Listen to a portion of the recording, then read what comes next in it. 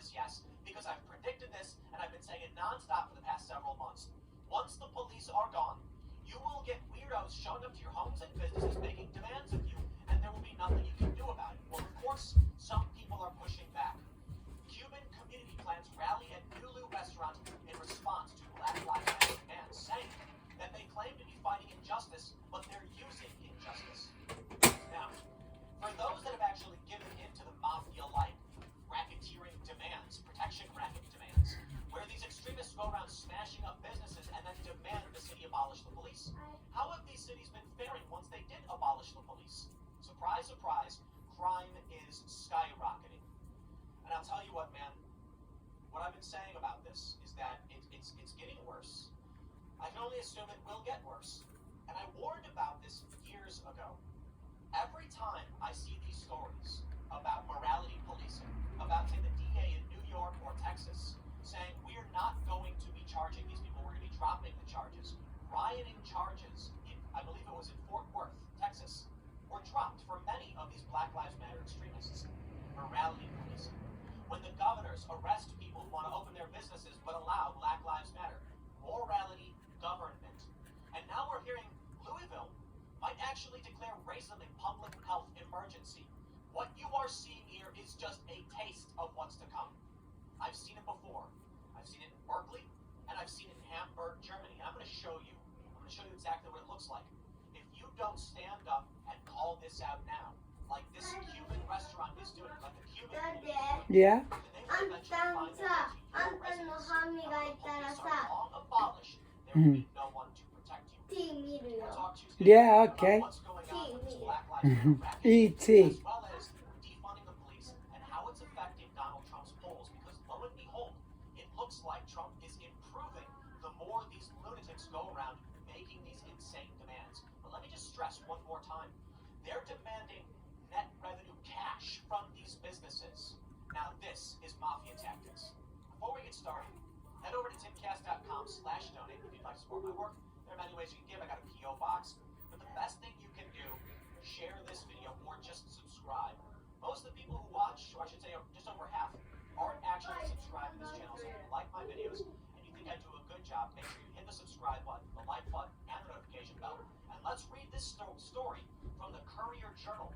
Cuban community plans rally at Nulu restaurant in response to Black Lives Matter demands. They say, members of Louisville's Cuban community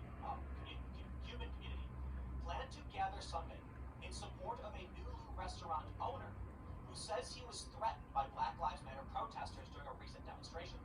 Fernando Martinez, a partner of the Olé Restaurant Group, was one of dozens of business owners in the downtown Louisville district who recently received a letter from protesters laying out demands that aim to improve diversity in the area, which is known for its locally owned shops and restaurants. Martinez has publicly denounced the demands on Facebook, calling them mafia tactics used to intimidate business owners. And on Thursday, a small group of protesters confronted him outside his newest restaurant, La Bodeguita de Mima on East Market Street. Quote, "There comes a time in life that you have to make a stand, and you have to really prove your conviction and what you believe in," Martinez wrote in his Facebook post. "All good people need to denounce this. How can you justify injustice with more prejudice?" And that was a quote from him, so it was grammatically correct, but I believe he may be English may be a second language. According to a press release, members of the city's Cuban community will meet outside the Nulu restaurant at 4 p.m. Sunday to support the immigrant-owned business, which has been subject to vandalism and extortion in recent days. The release states that La Bodeguita de Mima was forced to close July 24th during a demonstration that shut down East Market Street, at which several protesters presented Martinez with a list of demands and said he better put the letter on the door so your business is not effed with. This is what they have been doing.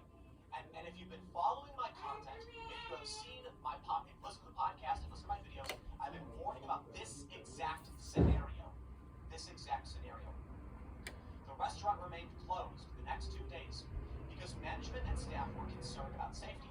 According to the release, 30-plus staff members, mostly immigrants, were unable to earn a paycheck. This is not about marginalized people. This is about power. Shutting down the police makes no sense. Abolishing the police no sense. If your police aren't functioning properly, then they need better training, better funding, and they need better community relations programs, not defunding and abolishment. What do you get if you abolish the police or defund them? More crime, and I can prove it, and I will. Well, let's read this story. On Thursday, a small group of protesters returned to the restaurant after seeing Martinez's post about the demands on Facebook. While there, one protester smashed a flower pot outside the business, while the rest spoke with Martinez and other employees about why the demands are needed. Give in to our cultist ideology, or if you know what's good for you. And then they smashed a flower pot. What does that sound like? Like I said earlier, man, I'd call it a protection racket, and it kind of is. But they're demanding he give money to their church, essentially, their cult. This is a cult, and they're trying to expand. The demands and an attached contract, which were created by local organizers and activists, ask business owners to, 1, adequately represent the black population of Louisville by having a minimum of 23% black staff, purchase a minimum of 23% inventory from black retailers, or make a recurring monthly donation of 1.5% of net sales to a local black nonprofit or organization, require diversity and inclusion training for all staff members on a biannual basis, and display a visible sign that increases awareness and shows support for the reparations movement. We demand you bend the knee to our ideology and you fund it directly. I've seen it before, and it's worse than I've ever seen it. I was in Hamburg, Germany for the G20 several years ago, and there's a famous photo that was making the rounds, not because of what it really was, but because of a small bit of information, a small side note people made. You see, this photo was of a smashed up business called the Flying Tiger Copenhagen. And in this photo, you can see the windows all smashed out. To the left, there's another business, and to the right, another business. Those two businesses were not smashed up and destroyed. Like I said, the photo was of that one business. So why is it the other two businesses weren't smashed up? Well, to the left, there was a gate pulled down. One of those steel gates they pulled out of the windows. People couldn't smash the windows up. To the right, just a regular old window, but left alone. Why? Because they were flying an Antifa flag. The flag of Antifa was in the window, so the extremists left them alone. They're sending a message like they're doing now. You give us money, you fund what we want, and you put our symbol in your window, and you'll be safe. That's mafia tactics right there. Felix Crittenden, an activist who works with Black Lives Matter Louisville, said the demands are related. Nulu's social justice, health, and wellness ratings were not meant to be a threat, but were instead intended to start a conversation with owners about how their businesses can better reflect and support black people. Look, it's not meant to be a threat. We're just vandalizing his property and destroying things in front of his business, because it's unrelated. The demands have nothing to do with the destruction of his business and the threats to his staff.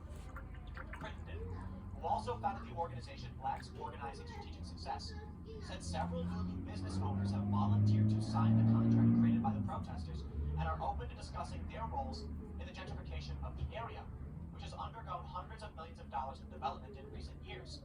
At the root of the protesters' demands is the request that business owners acknowledge the harm brought on black residents when they were displaced from Nulu and the adjoining Phoenix Hill neighborhoods during the demolition of the Clarksdale housing project in the early 2000s. The 65-year-old complex, which abutted Nulu on Jefferson Street, was torn down in 2004 and replaced with mixed-income housing that became known as Liberty Green. According to a 2009 Courier Journal article, just 41 of the roughly 635 families who've been displaced in Clarksdale returned to the new development. Nulu is flourishing, Crittenden said. To see that literal line in the sand as soon as you cross the street is very disturbing. Nulu doesn't reflect the community they sit in and claim to incorporate and serve.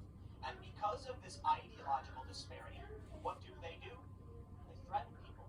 And many of these businesses are scared, and they will just bend the knee. And now, the mayor of Louisville recommends declaring racism a public health crisis. I am warned about this. Do you know what happens after they do? Take a look at what they've done in the name of other public health crises. Shut down your businesses, arrest people, prohibit church gatherings. They prohibit protests unless it is for Black Lives Matter. So what do you think happens